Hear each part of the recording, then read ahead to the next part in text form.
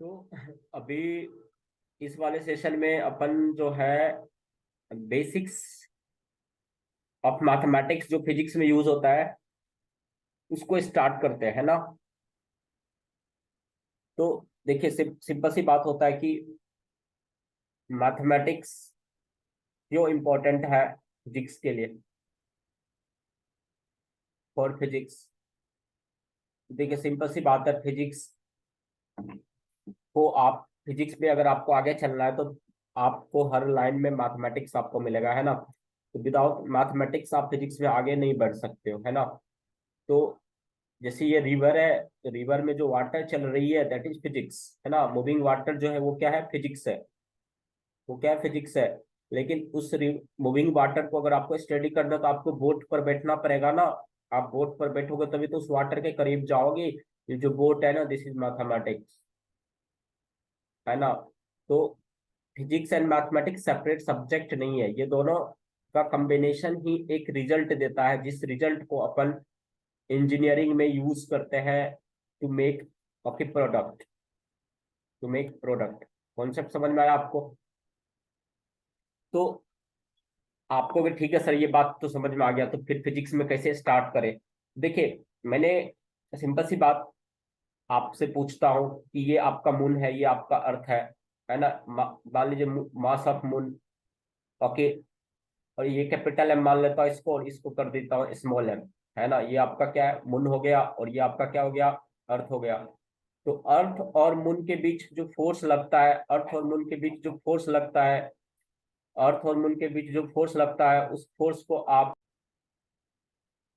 अर्थ और मून के बीच जो फोर्स लगता है उस फोर्स को आप मान लो किस फोर्स से रिप्रेजेंट करोगे, let's that is gravitational force, है ना। आप सबको पता है, और ये चैप्टर अपन को 11th क्लास में पढ़ना भी है ना।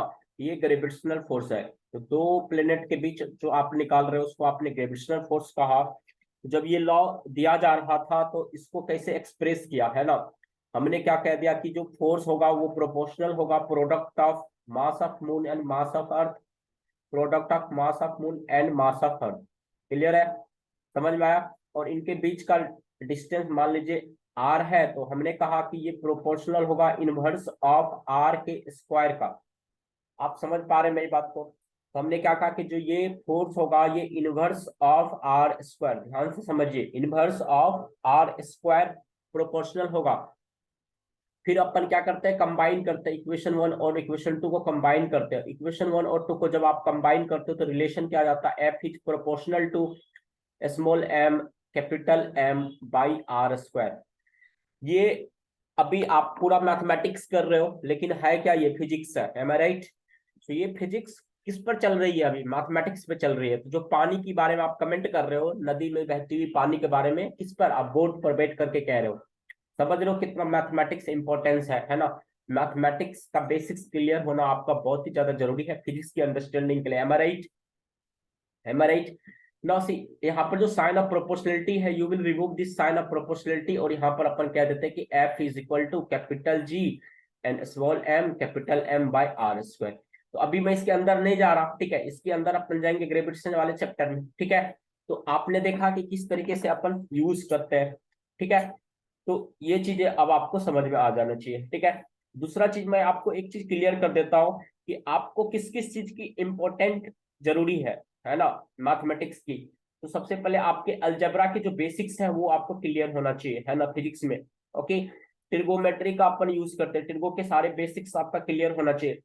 कैलकुलस का बेसिक्स आपका पूरा क्लियर होना चाहिए, एम राइट। ग्राफ में आपका पूरा तगड़ा पकड़ होना चाहिए, एम राइट। लॉग का कॉन्सेप्ट आपको क्लियर होना चाहिए, एम राइट। ये सारा चीज अपन करेंगे, ठीक है। इरेज कर दो, आपने लिख लिया। चलिए अपन स्टार्ट करते हैं अलजबरा से, अपन स्टार्ट करते हैं अलजबरा से। तो अलजबरा में जो सबसे पहला चीज आपको पता होना चाहिए वो पता होना चाहिए क्वाड्रेटिक इक्वेशन के बारे में, एम राइट। क्वाड्रेटिक इक्वेशन के बारे में आप सबको क्वाड्रेटिक इक्वेशन पता है, आई नो। सो बट अपन फिर से लिखते हैं इसको। क्वाड्रेटिक इक्वेशन क्या होता है, a x square plus b x plus c equal to zero. अब देखिए यहाँ पर कंपलसरी कंडीशंस क्या है कि a should not be equal to zero, a not equal to zero, ये आपको दिमाग में सेट करना my dear student, a not equal to zero. अगर ए को अपन ने जीरो कर दिया तो ये क्या होगा, 0x² plus b x plus c equal to 0। तो ये क्या होगा, x equal to minus c by b. ये क्या होगा, लीनियर इक्वेशन हो गया। Am I right? बात बराबर है, समझ में आया? तो ये आपका लीनियर इक्वेशन हो गया। तो ए नॉट इक्वल टू 0, बट क्या ax² plus c equal to 0 हो सकता है? तो देखिए यहाँ पर आपको मैं ऐसे समझ में नहीं आएगा। मान लीजिए 2x² माइनस 2 इक्वल टू 0, तो हो सकता है इस तरीके से। बताइए, आप सबको समझ में आई? मिटा दो, ये सारी बातें समझ में आई? जो बातें मैंने बोला पूरा पकड़ लिया आपने? चलिए ठीक है।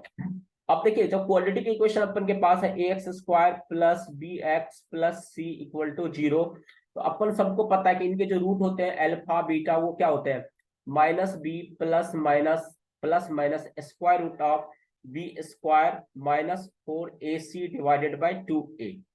क्लियर? अपन को पूरा क्लियर है ये सब? ये सारी बातें, तगड़ी बातें पूरी क्लियर है अपन को? बताइए, कोई दिक्कत वाली बात है तो बताइए। नहीं है? चलिए, अब यहाँ पर देखिए, यहाँ पर अपन सबको पता है कि जो b² माइनस 4ac है, ध्यान से समझिए, b² माइनस 4ac है, b² माइनस 4ac है, वो क्या होना चाहिए, ग्रेटर देन इक्वल टू 0 होना चाहिए, है ना? तो इसके अंदर अभी अपन नहीं जाते, उसकी जरूरत नहीं है अभी। इतना सिर्फ पता रखिए, ये वाली चीजें पता रखिए, बाकी अपने आप संभाल लेंगे आप। ठीक है? क्लियर है? चलिए, एक क्वेश्चन कर दे। जैसे मान लीजिए 2x² plus 2 plus 3 equal to 0, इनके रूट क्या होंगे? इनके रूट क्या होंगे? फटाक से फॉर्मूला लगाइए, alpha beta equal to minus b, तो minus 2 plus minus b² 2² minus 4 into 2 into 3। समझ रहे आप मेरी बात को? Divided by 2 into a 2।